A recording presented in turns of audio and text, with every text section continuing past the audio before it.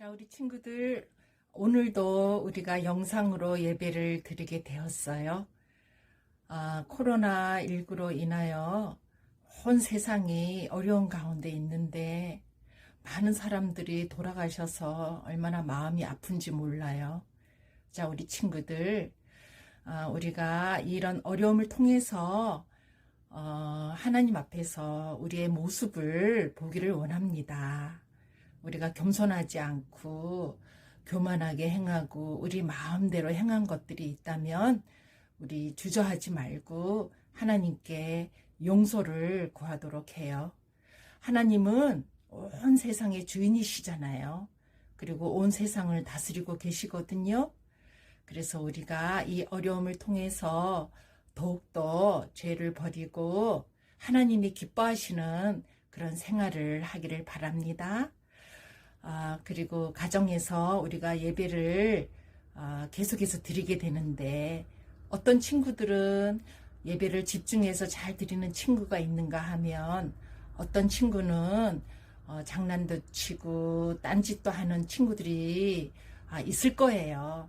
그런데 그렇게 하지 말고 우리 집중해서 기도하고 찬양도 힘차게 부르고 말씀도 집중해서 듣는 친구들 다 되기를 바랍니다.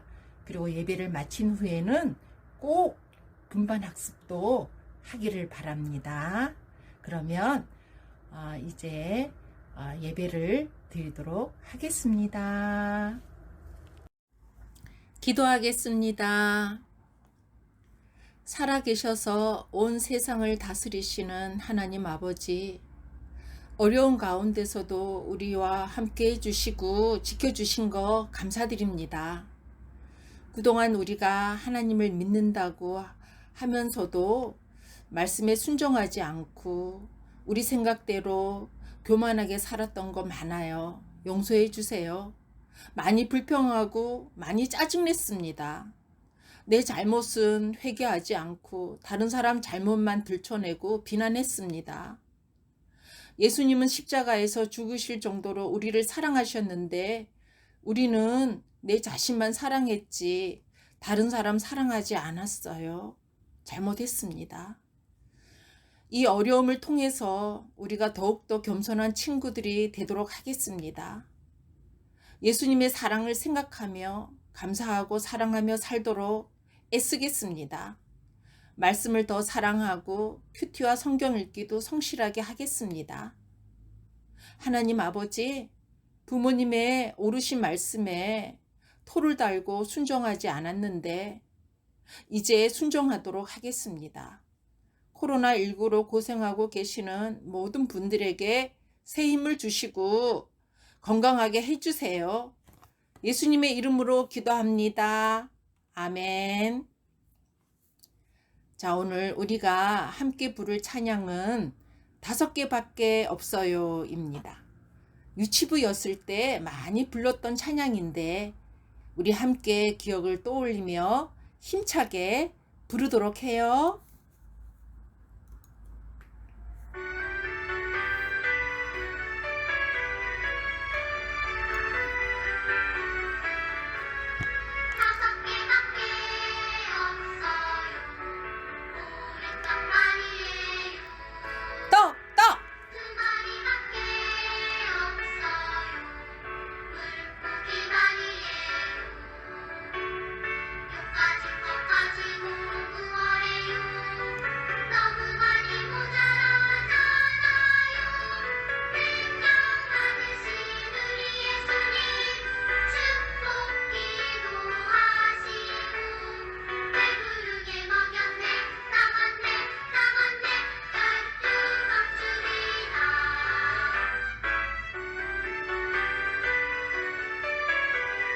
한 번 더 부르도록 해요.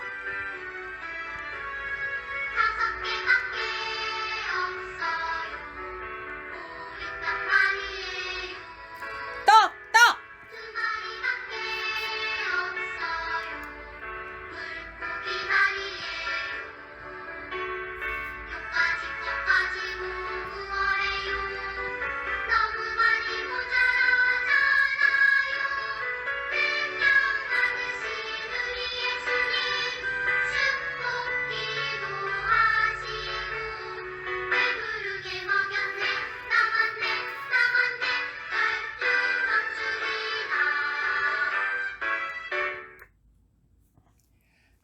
오늘 말씀 제목은 작은 사랑이 기적을 낳아요입니다.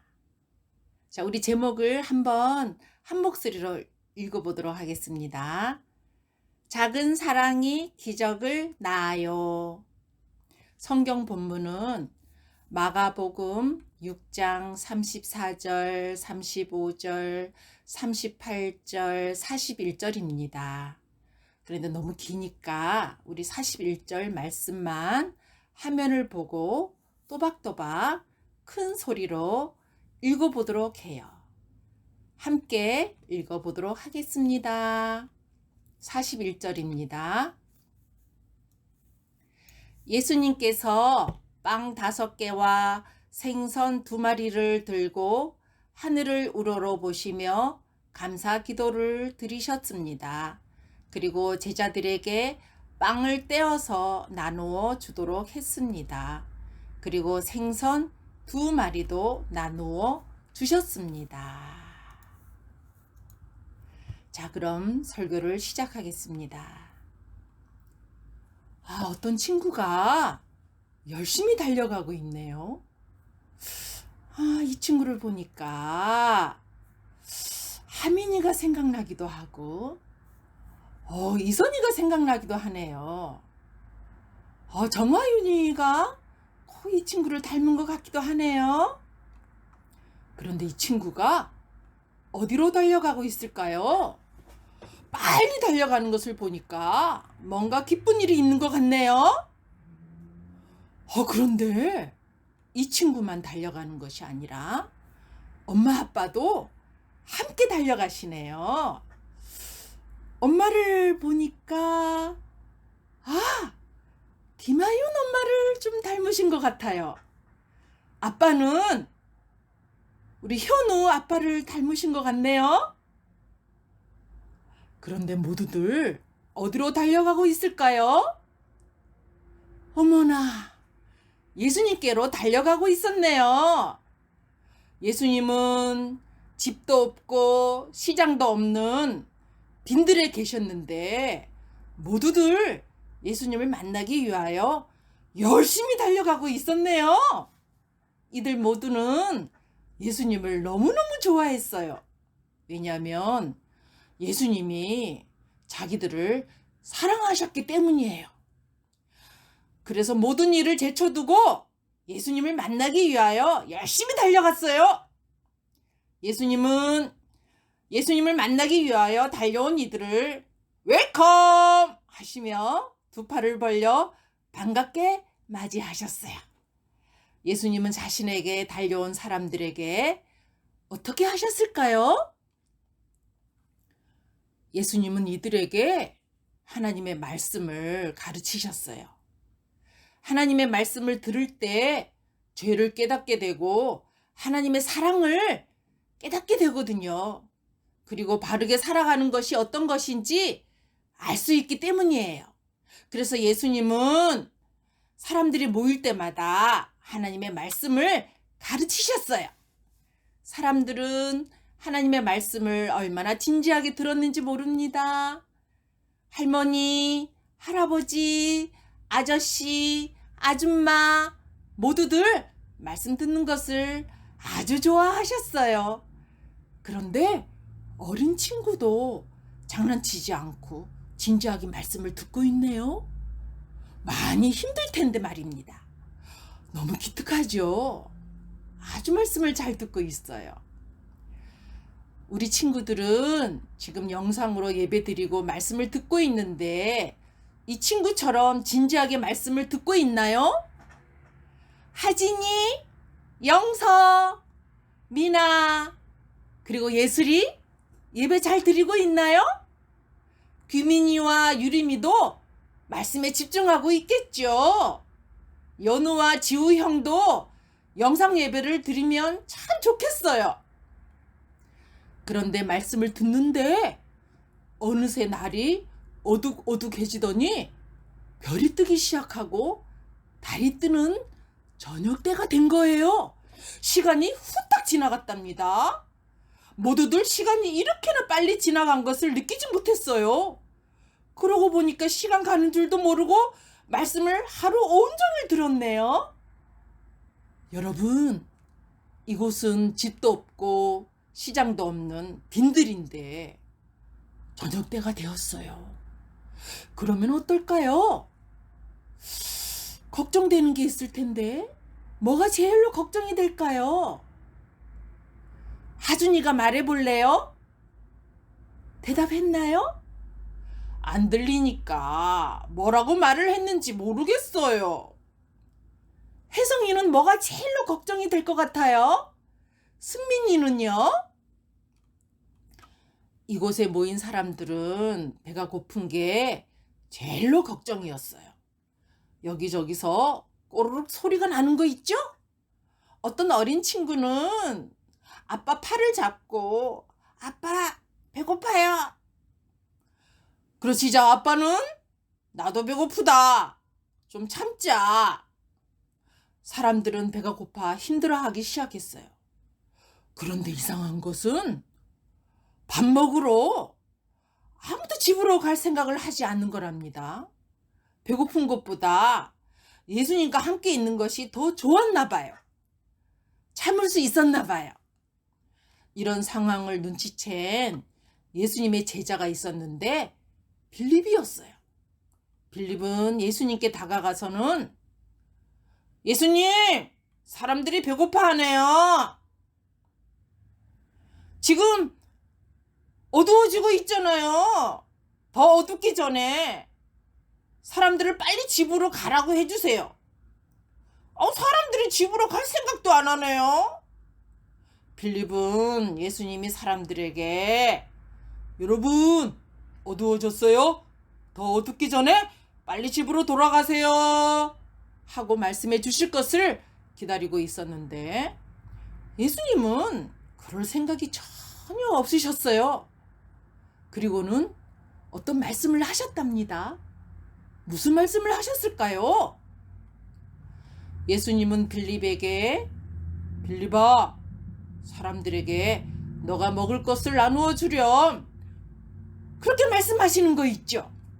빌립은 예수님에게 아니 예수님, 이 모든 사람들에게 빵을 사주려면 2,000만 원이나 있어야 합니다. 그런 돈은 저에게 없습니다. 그리고 설사 돈이 있다고 해도 여기는 빈들인데 어떻게 빵을 구합니까? 저는 이 사람들을 책임질 수 없습니다. 빨리 집으로 돌려보내주세요. 그런데 조금 전에 예수님이 빌립에게 너가 먹을 것을 나누어 주라고 말씀하신 것은 무슨 의미일까요? 무슨 뜻으로 예수님이 빌립에게 말씀하신 것일까요? 그것은 빌립이 이 사람들을 귀찮아하지 말고 조금이라도 관심을 갖고 도와주라는 뜻으로 그렇게 말씀하신 것이에요.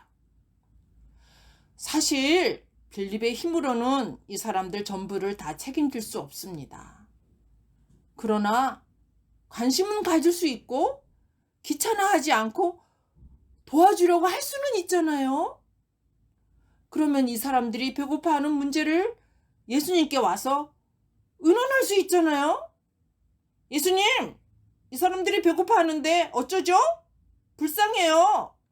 우리에게는 돈도 없고 여기는 빈들이라 먹을 것을 구하기도 어렵지만 예수님은 하실 수 있잖아요. 예수님은 하나님이시기 때문에 이 모든 사람들을 다 도와주실 수 있잖아요. 이 모든 사람들을 다 먹일 수 있는 능력이 있으시잖아요. 그렇게 부탁을 할 수 있잖아요. 그렇지 않나요, 여러분? 그런데 빌립은 계산은 잘할 수는 있어도 다른 사람들을 사랑하는 마음이 없었고 배고픈 문제는 예수님이 해결하실 수 있다는 믿음이 없었답니다. 자, 우리 친구들은 어떤가요? 경민이는 힘들어하는 다른 사람에 대해서 관심이 있나요? 서진이도 도와주려고 하나요? 서희와 수키는 도움이 필요한 사람을 위해서 예수님께 기도하나요? 관심을 가진다고 해도 친한 친구에게만 관심을 갖고 있지는 않나요? 예수님은 나랑 친하지 않거나 사이가 좋지 않아도 도움이 필요한 사람에게 관심을 갖고 도와주려고 하고 기도해 주기를 원하신답니다. 우리 친구들은 모두 그런 친구들이 되기를 바랍니다. 그런데 이때 예수님의 제자 안드레가 예수님께 작은 도시락이 있다고 말했어요. 예수님, 어떤 애가 이 도시락을 예수님께 드리라고 저에게 줬어요. 자기도 배가 고플 텐데 예수님의 말씀을 듣고 감사하다고, 예수님을 사랑한다고 하면서 이 도시락을 예수님께 드리래요. 그렇게 말을 했답니다. 그런데 이 도시락으로 이렇게나 많은 사람들이 다 먹을 수는 없는 일이잖아요. 그런데 예수님은 제자들에게 사람들을 50명, 100명씩 질서 있게 앉히라고 하셨어요. 예수님은 그 도시락으로 하나님께 기도하셨어요. 그러시고는 제자들에게 이 보리떡을, 이 빵을 사람들에게 나누어 주라고 하셨어요. 생선도 그렇게 나누어 주라고 하셨어요. 제자들은 예수님이 말씀하신 대로 그대로 순종했어요. 앉아있는 사람들에게 예수님이 주신 보리떡과 생선을 전달해 주었답니다. 그런데 너무너무 이상한 일이 일어났어요. 아무리 주고 또 주어도 떡과 생선이 없어지지 않는 거 있죠? 그곳에 모인 모든 사람들이 다 떡과 생선을 먹었답니다. 사람들은 배가 볼록하게 산이 될 때까지 빵과 생선을 먹고 얼마나 기뻐했는지 모릅니다. 남자 어른들만 5,000명인데 여자들과 어린이들까지 합치게 되면 약 2만 명이나 되는 사람들이 다 배불리 먹었답니다. 사람들이 다 먹고 남은 음식이 얼마나 되었을까요? 보리떡이 12강줄이나 되었답니다. 사람들은 이것을 경험하고 나서 아니, 이분은 도대체 누구실까? 많이 놀라워했어요. 이분이 누구시긴요? 예수님은 하나님이시잖아요. 한 어린이가 감사해서 예수님께 드린 작은 도시락이 이렇게나 많은 사람들을 행복하게 해주고 기쁘게 해주었답니다.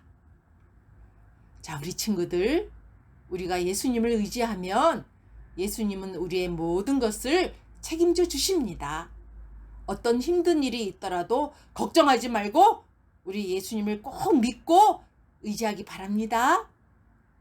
그리고 나랑 친하지 않더라도 오히려 나를 힘들게 한 친구에게도 관심을 갖고 도와주려고 하고 기도하는 친구들이 다 되기를 바랍니다. 또한 앞으로는 불평과 짜증을 내지 말고 예수님께 자기 도시락을 준 친구처럼 예수님께 늘 감사하는 친구가 되어 다른 사람들에게 은혜를 전하는 주기쁨 초등부 친구들이 다 되기를 바랍니다. 기도하겠습니다. 하나님 아버지, 우리가 예배하게 해주셔서 감사를 드립니다. 하나님 말씀을 통해서 예수님이 우리를 책임지신다는 것을 깨닫게 되었어요. 우리 같은 죄인들을 사랑해 주시고 책임져 주셔서 감사를 드립니다. 그리고 우리가 그동안 불평하고 짜증을 많이 내고 나만 많이 생각하고 살았는데 이제는 그렇지 않고 감사하며 다른 사람을 사랑하며 살아가겠습니다. 그래서 다른 많은 사람들에게 은혜를 끼치는 친구들이 다 되게 해주세요. 예수님의 이름으로 기도합니다. 아멘.